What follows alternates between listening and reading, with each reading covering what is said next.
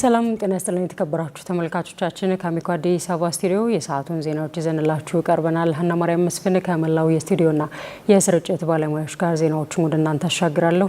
አብራችሁን ቆዩ።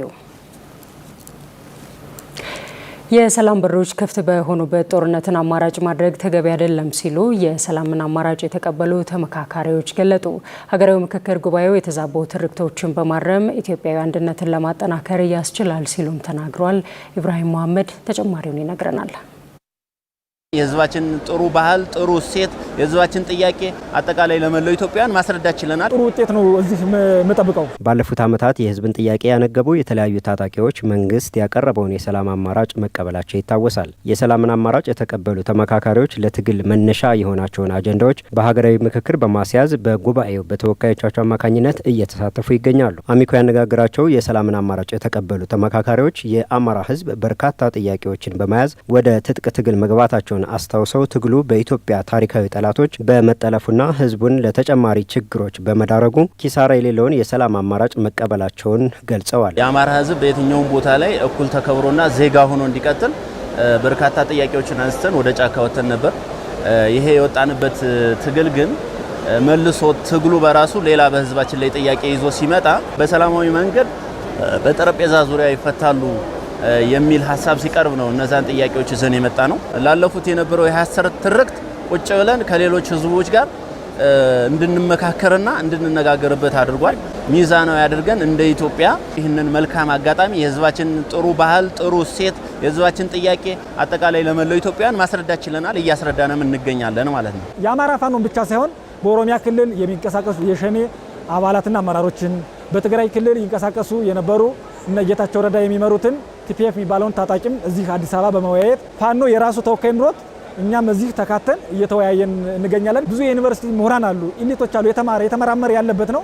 ብዙ አዋጊ ተዋጊ ያለ ስብስብ ነው። የሰላምን አማራጭ የተቀበሉ ተመካካሪዎች ያቀረቧቸው አጀንዳዎች በጉባኤው ምክክር እየተደረገባቸው ይገኛል ብለዋል። እኛ እዚህ ቦታ ላይ መገኘታችን እጅግ በጣም ለህዝባችን አስፈላጊ ነው ብለን እናምናለን። በማንኛውም መስፈርት በማንኛውም ሂደት ማህበራዊ ዋስትናውን ኢኮኖሚያዊ ዋስትናውና ፖለቲካዊ ዋስትናውን አስቀጥሎ እንዲሄድ የሚያደርግ ውሳኔ ነው እንጂ ሙሉ የህዝባችን ጥያቄ እዚህ ላይ እናቀርባለን። ወንድም ኢትዮጵያውያን ተገንዝበውን ፍትሃዊ ጥያቄያችን ተቀብለው ፍትሃዊ ሀገር እንድንመሰረት ነው የምንፈልገው። በዚህ ደግሞ እኛ መገኘት የሰላም አማራጩን ተቀብለን መንጣት እጅግ በጣም ወሳኝ ነው። በጉባኤው የተለያዩ የሰላም አማራጭን የተቀበሉ ኃይሎች እኩል በአንድ መድረክ ተገናኝተው ኢትዮጵያን እንዴት እናክማት በሚል ሀገራዊ ሀሳብ እየመከሩ ይገኛሉ፣ እየመከሩ ነው። ተመካካሪዎች የመፎካከርና የጥላቻ ስሜቶችን አስወግደው በኢትዮጵያዊነት ስሜት እንዲመክሩም ጥሪ አቅርበዋል። እነዚህ አማራጮች መልካም ይዘት ይዘው እንደሚመጡ እናምናለን። በሰላም ከተፈቱ መሞት አስፈላጊ አይደለም።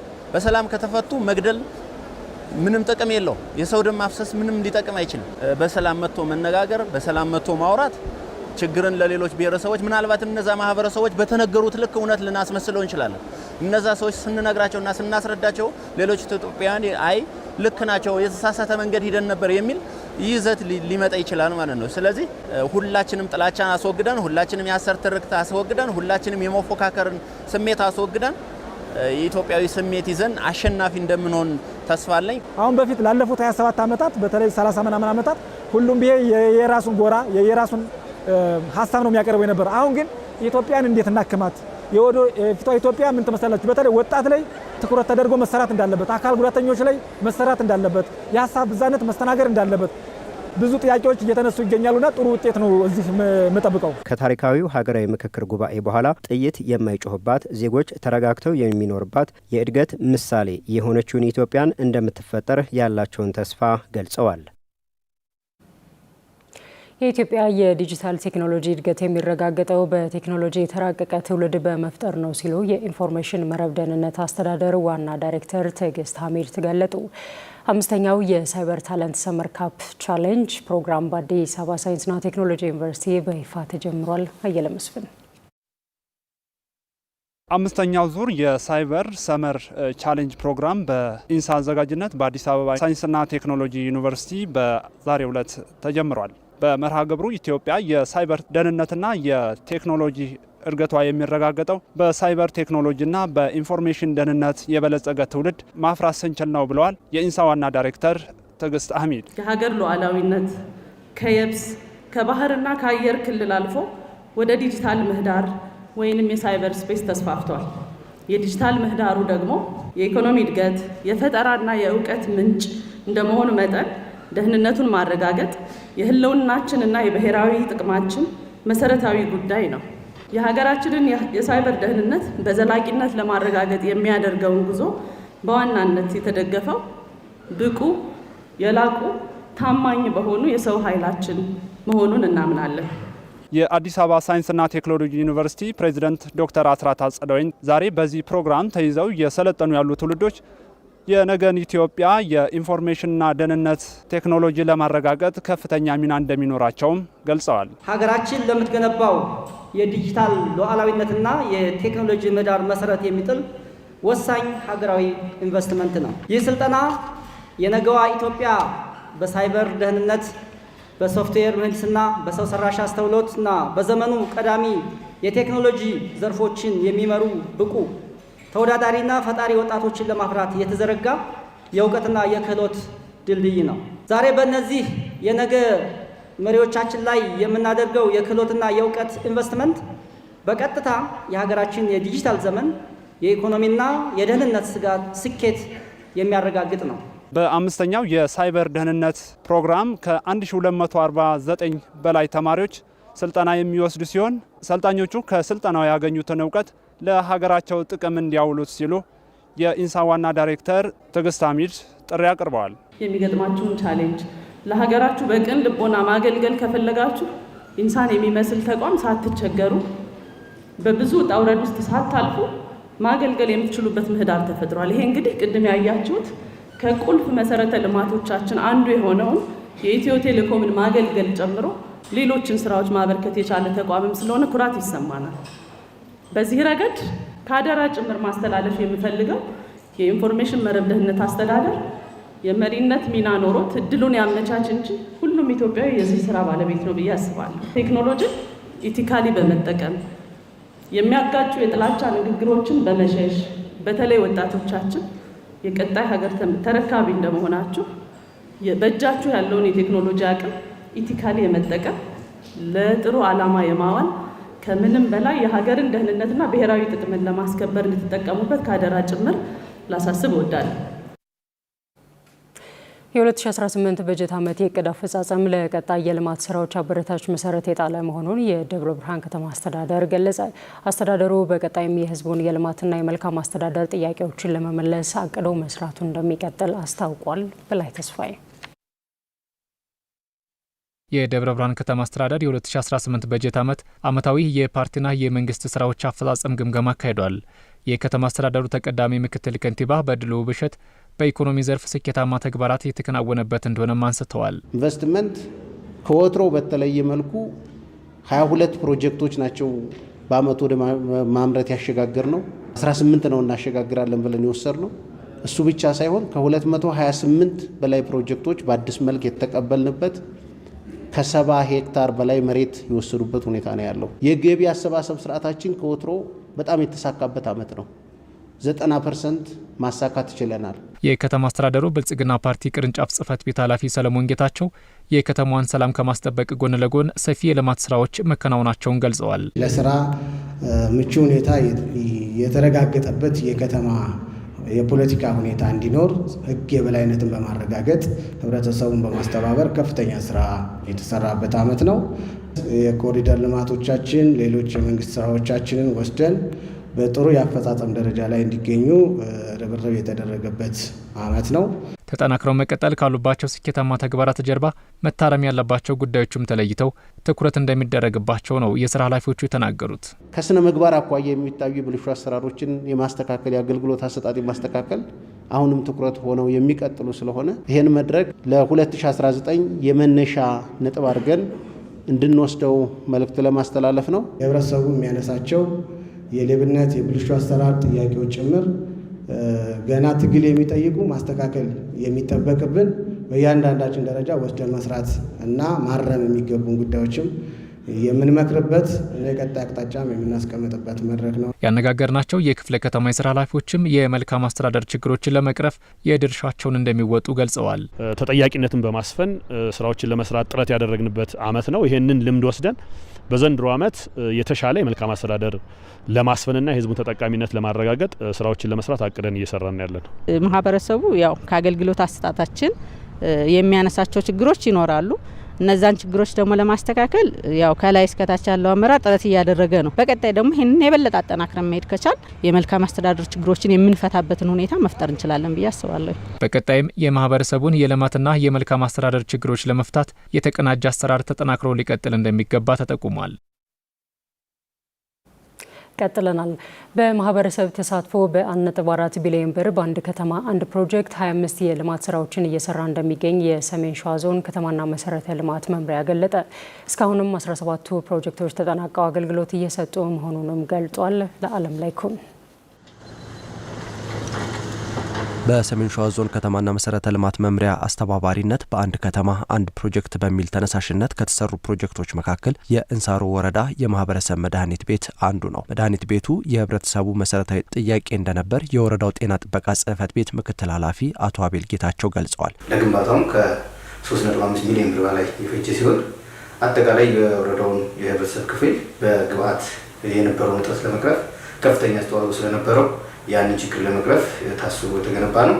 ይሄ ደግሞ ትልቅ የነበረ የህብረተሰብ ጥያቄ ስለሆነ ያን ችግር የቀረፍንበት ስለሆነ አገልግሎቱም እጅግ ከጊዜ ወደ ጊዜ እየሰፋ እየጨመረ የመጣበት ሁኔታ አለ። አጠቃላይ በአጭር ጊዜ በ4 ወር ውስጥ ባልሞላ ጊዜ ውስጥ ግንባታው ተጠናቆ ከ6 ወር በፊት አገልግሎት የጀመረ ሲሆን በዚህም በጤና መድን ብቻ ከ4,000 በላይ የሚሆኑ ህብረተሰብ ክፍሎች አገልግሎት ያገኙበት ተቋም እንደሆነ ለማስገንዘብ ወዳለሁ። የዞኑ ከተማና መሰረተ ልማት መምሪያ ኃላፊ አቶ ብርቅ ተሾመ ፕሮጀክቶቹ በማህበረሰብ ተሳትፎ የሚገነቡ ሲሆን አንገብጋቢ የተባሉ የአካባቢው ችግሮችም የሚመረጡት በማህበረሰቡ እንደሆነ ገልጸዋል። በዚህም በዞኑ 17 ፕሮጀክቶች ተጠናቀው ወደ አገልግሎት ገብተዋል ነው ያሉት። ከመንግስት በጀት ነፃ በሆነ መንገድ ማህበረሰቡ በጋራ ቁጭ ብሎ ተወያይቶ የጋራና ኮመን የሆነውን ችግራቸው በጋራ ከመረጡ በኋላ ያንን ችግር በራሳቸው አቅም ማልማት ማለት ነው።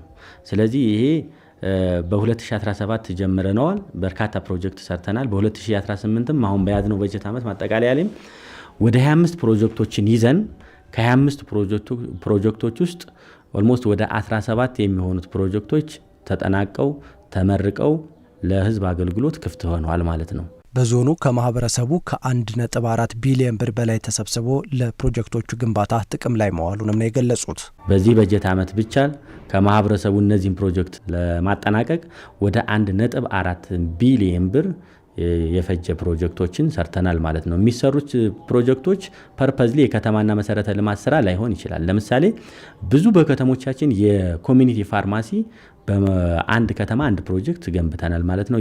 የስፖርት ማዘውተሪያ ስፍራዎች ተገንብተዋል። የመሸጋገሪያ ትልልቅ ድልድዮች ተገንብተዋል። መናኸሪያዎች ተገንብተዋል። ስለዚህ ይሄን ይዘን በርካታ ስራዎችን ሰርተናል። የአንድ ከተማ አንድ ፕሮጀክት ተነሳሽነት የመንግስት በጀትን በመቆጠብ የተለያዩ የመሰረተ ልማት ፕሮጀክቶችን መገንባት የሚያስችል በመሆኑ በቀጣይም ተጠናክሮ ይቀጥላል ነው የተባለው።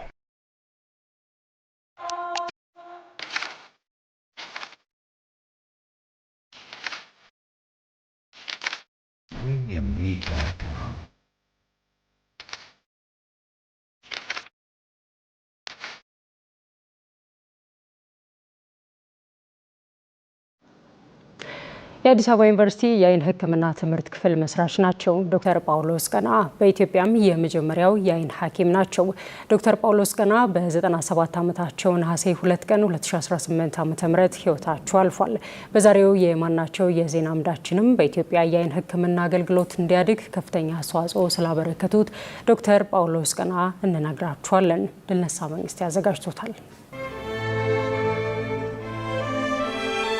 በኢትዮጵያ የመጀመሪያው የአይን ሐኪምና የአዲስ አበባ ዩኒቨርሲቲ የአይን ሕክምና ትምህርት ክፍል መስራች የነበሩት ዶክተር ጳውሎስ ቀነዓ በ97 ዓመታቸው ነሐሴ 2 2018 ሕይወታቸው ማለፉ ተሰምቷል። ለሀገራቸው በርካታ ቀዳሚ ታሪኮችን ያስመዘገቡት ዶክተር ጳውሎስ ቀነዓ ማን ናቸው?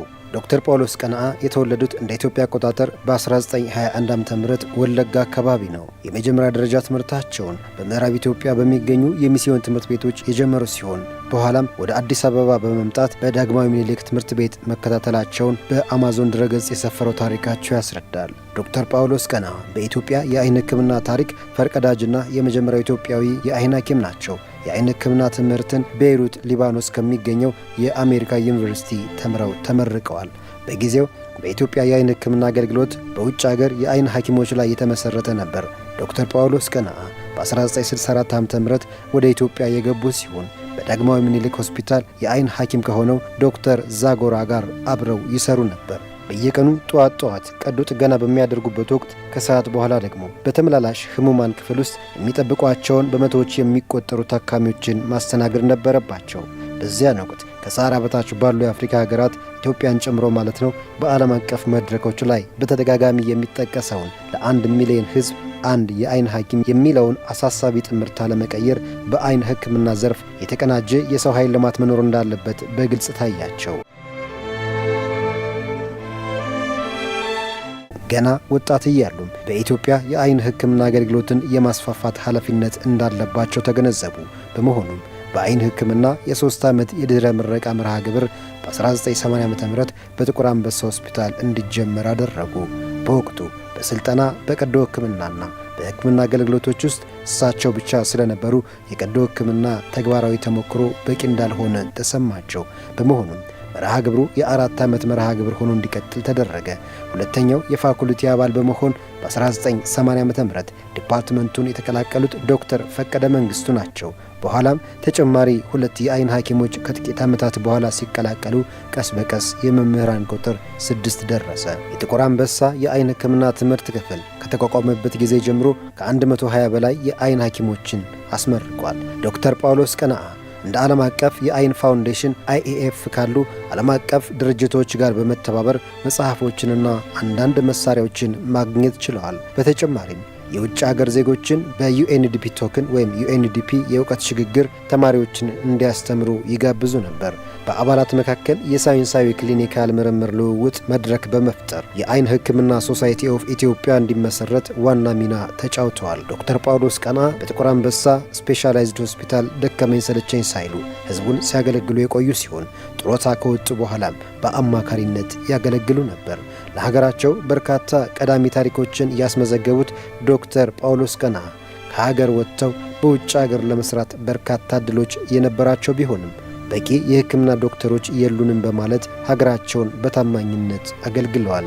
በኢትዮጵያ የመጀመሪያው የአይን ሐኪም ዶክተር ጳውሎስ ቀነዓ ነሐሴ 2 2018 ከዚህ ዓለም በሞት ተለይተዋል።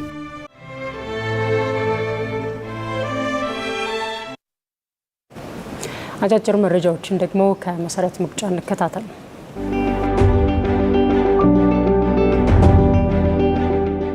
በሕዝብ ተወካዮች ምክር ቤት የውጭ ግንኙነትና የሰላም ጉዳዮች ቋሚ ኮሚቴ የሳውዲ አረቢያ ቱሪስት አስጎብኚ ቡድንን ተቀብሎ አወያይቷል። በዚህ ወቅት የቋሚ ኮሚቴው ሰብሳቢ ዶክተር ዲማ ነጎ ኢትዮጵያና ሳውዲ አረቢያ በተለያዩ ዘርፎች ረጅም ጊዜ ታሪካዊ ግንኙነት ያላቸው ሀገራት መሆናቸውን ገልጸው የኢትዮጵያ መንግስት ለቱሪዝም ዘርፍ በሰጠው ልዩ ትኩረት ሁለቱ ሀገራት በዘርፉ ያላቸው መልካም ግንኙነት እያደገ መምጣቱን አስታውቋል። የቱሪዝም መዳረሻዎች በተሻለ ሁኔታ እየለሙ መሆናቸውና መሰረተ ልማቶችም ተሟልተው ለጎብኚዎች ምቹ መሆናቸውን የገለጹ ሰብሳቢው ዘርፉን ይበልጥ በማሳደግ የሁለቱን ሀገራት ግንኙነት ወደ ላቀ ደረጃ ለማድረስ በትኩረት እንደሚሰራ አብራርተዋል። የሳውዲ አረቢያ ቱሪስት ቡድን አባልና የሶሻል ሚዲያ ባለሙያ አቶ አሊ ዳውድ በበኩላቸው ኢትዮጵያና ሳውዲ አረቢያ የጠበቀ ታሪካዊ ግንኙነት እንዳላቸው ገልጸው ሁለቱን ሀገራት በቱሪዝም ዘርፍ ያላቸውን ግንኙነት ለማሳደግ በጋራ እንደሚሰሩ ተናግረዋል። ኢትዮጵያ በቱሪዝም ዘርፍ ትኩረት ሰጥታ እየሰራች መሆኑንም በጉብኝታቸው ማረጋገጥ እንደቻሉ መግለጻቸውን የሕዝብ ተወካዮች ምክር ቤት መረጃ ያመለክታል። በሳውዲ አረቢያ በአስቸጋሪ ሁኔታ ውስጥ የነበሩ 1708 ኢትዮጵያውያን ወደ ሀገራቸው ተመልሰዋል።